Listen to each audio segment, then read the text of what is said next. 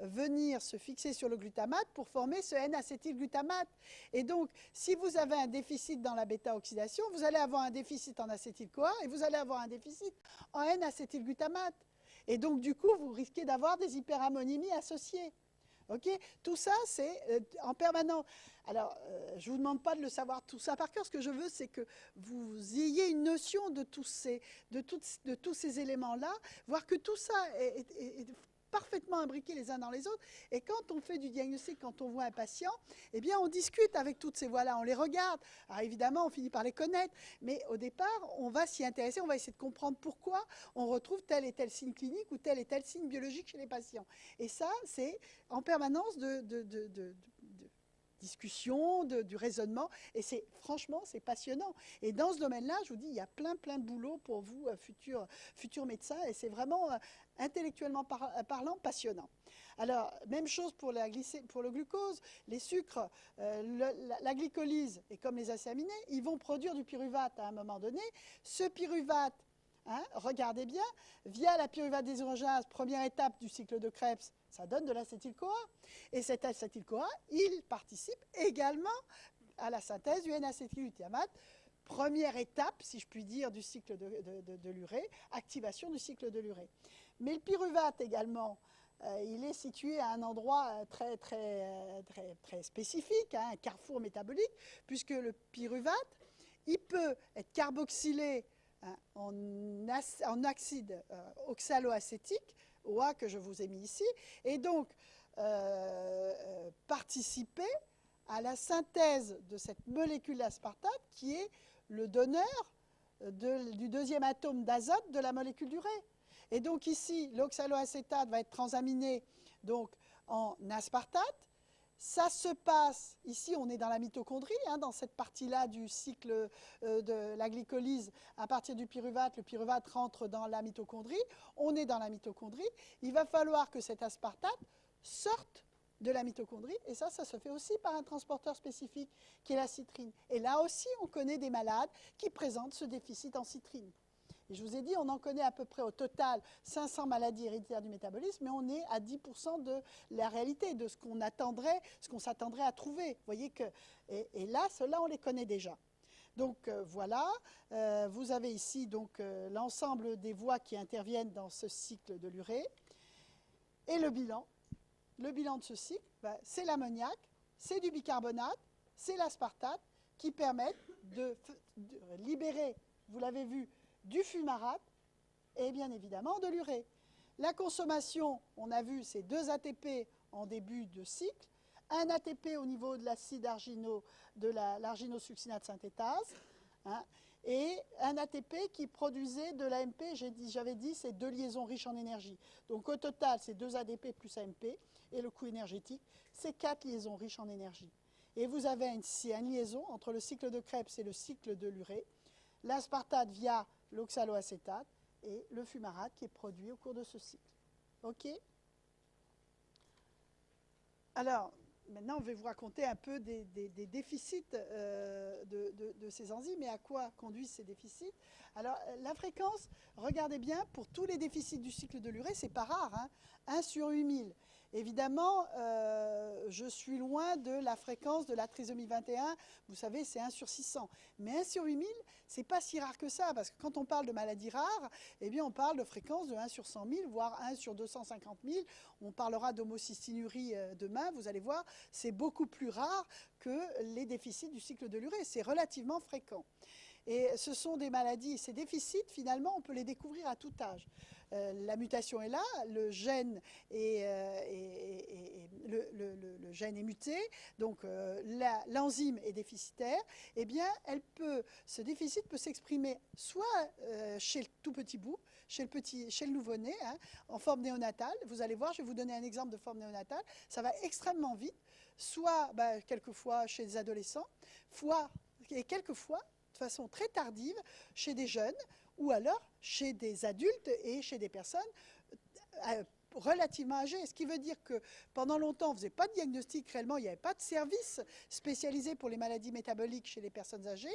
Alors on l'a de plus en plus parce qu'on soigne les patients, vous allez voir que ce sont des maladies qui sont lourdes mais qui peuvent être traitables, et donc ils vivent, et donc ils deviennent adultes, et donc il faut les suivre, donc il faut des médecins adultes pour les suivre, et puis il y a surtout maintenant du diagnostic de forme adulte de ces maladies.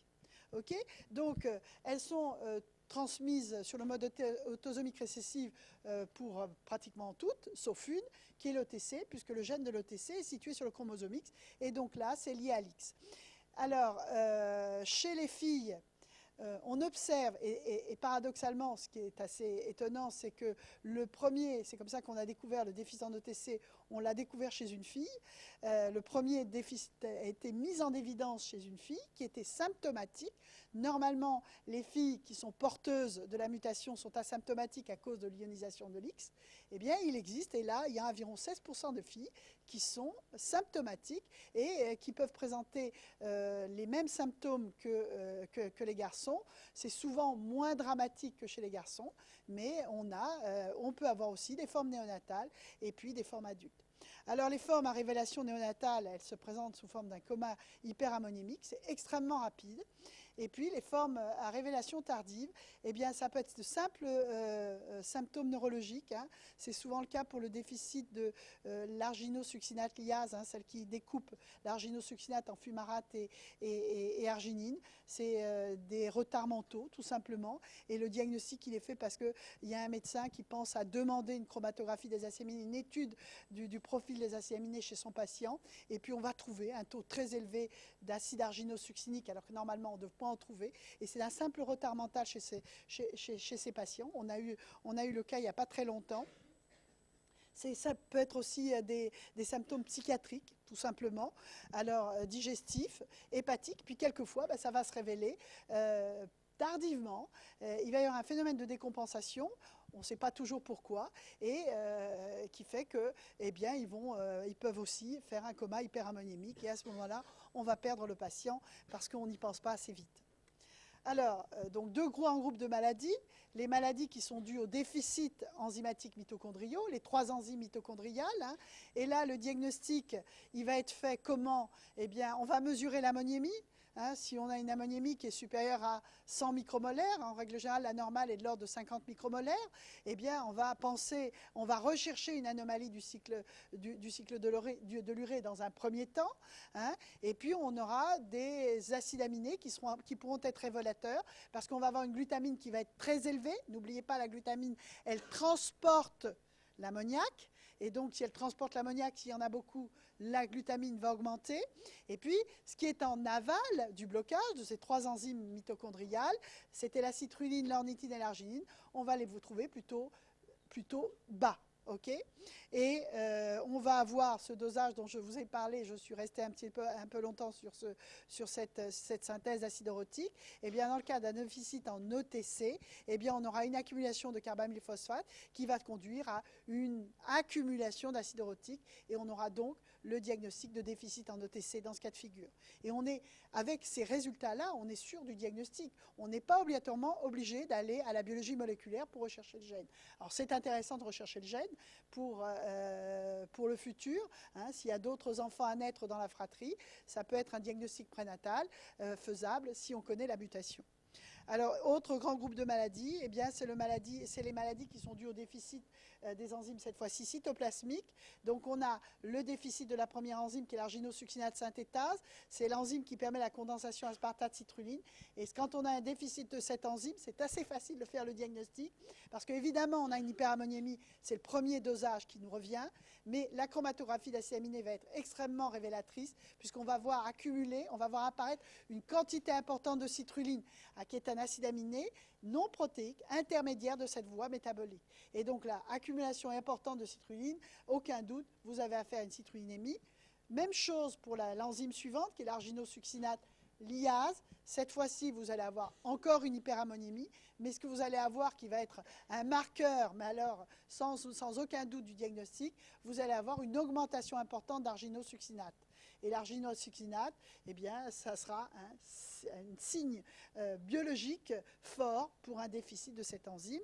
Et la dernière, c'est l'arginase. Eh bien, le cas d'un déficit en arginase, toujours la même chose, hyperammoniémie.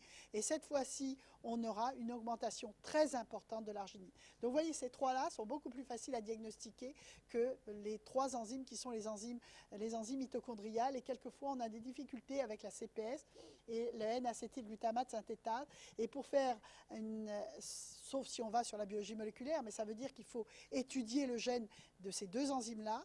Alors, on a une façon alors, l'OTC, on n'a pas de difficulté, on a le rotate qui nous sert de marqueur, mais pour les deux premières, eh bien, on va mettre du carbamyl, on va donner aux patients du carbamyl glutamate, qui est dans l'industrie, je vous l'ai dit, qui est commercialisé, et puis on va voir si ça s'améliore.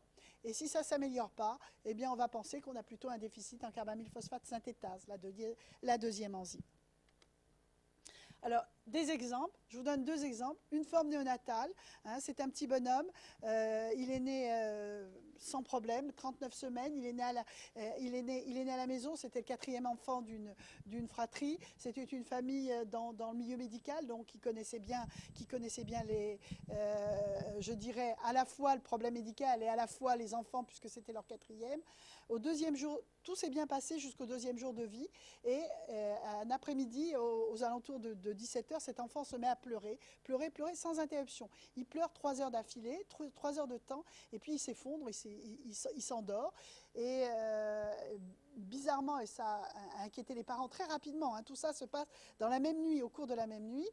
Très rapidement, ils se rendent compte qu'ils ne se réveillent pas pour la tétée suivante, et donc les parents vont voir et le stimuler. Et ils ne trouvent pas ça normal. Donc très rapidement, ils partent aux urgences avec leur petit bonhomme sous le bras. Et aux urgences, il arrive déjà inconscient. Il n'y a pas de mouvement spontané, il est très pâle, il est cyanosé. Et il a quand même toujours une ventilation spontanée. Donc ce qu'on pense chez les nouveau-nés à cet âge-là, souvent c'est des problèmes infectieux. Donc il est mis sous antibiothérapie. Et puis, ça ne va pas bien du tout.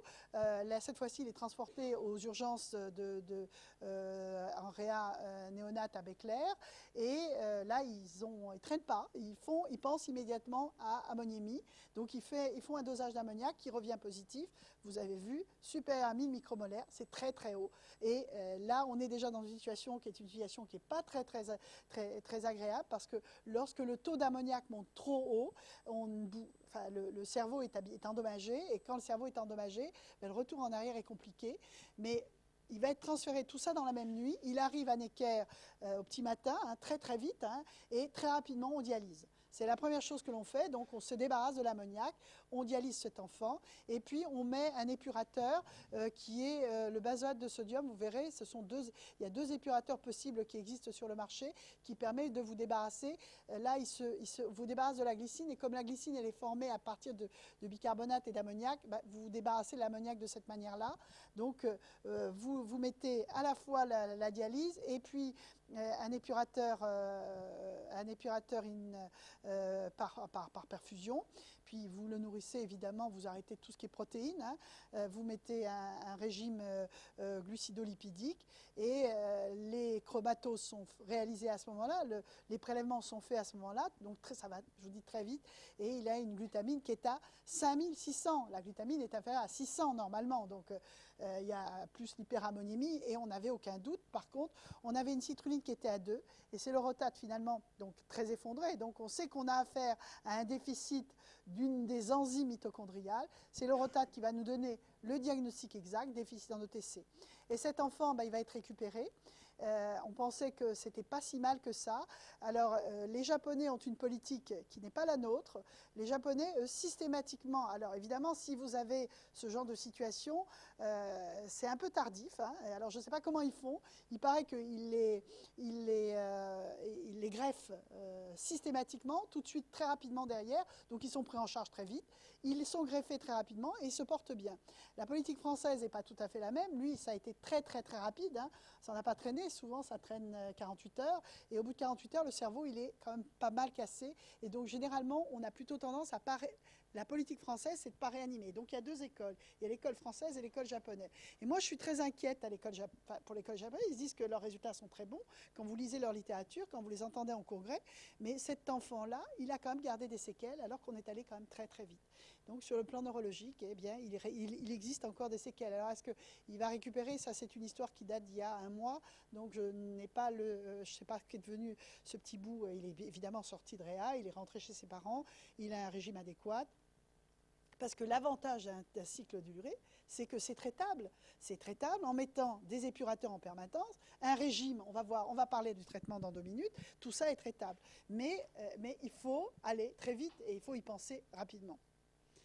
Alors, autre exemple, là, cette fois-ci, je vous prends l'exemple d'un adulte.